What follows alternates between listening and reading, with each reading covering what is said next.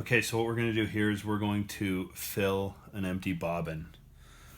So the first thing we want to check is make sure that we're using this spool of thread. It's feeding up through the arm and down through unimpeded.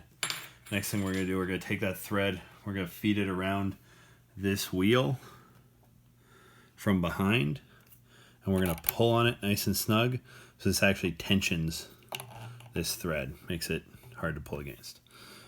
Then we're going to take the loose end of thread, we're going to put it through this eyelet from the bottom to the top.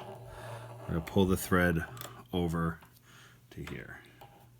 Now to actually spool the bobbin, we need to take the thread, put it through one of the holes inside to outside, and then again back through the center of the bobbin. So it goes through just like that.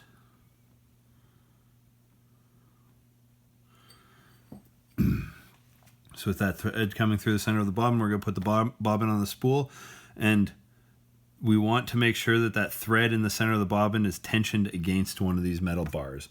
And you can feel it because it goes on just a little bit snug. If it goes on super simple, this thread's not caught and it's going to pull out as soon as the bobbin starts to turn. We're going to push it all the way on. So it's just like that. Now this lever here is what sets the bobbin to actually spool. We push this forward, it's engaged. When the bobbin fills up and it's all the way full, it actually pushes this thing back. The whole thing pops off and the bobbin stops spooling. So this allows us to fill the bobbin while we're sewing. The bobbin will fill faster than the bobbin will empty, so you'll always have a bobbin ready to go as long as you start this every time you make the change.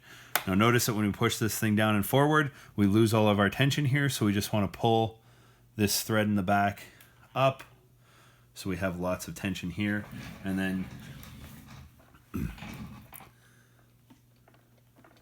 you'll notice that when we run the machine, you can just keep the camera over here. When we run the machine, the bobbin spools.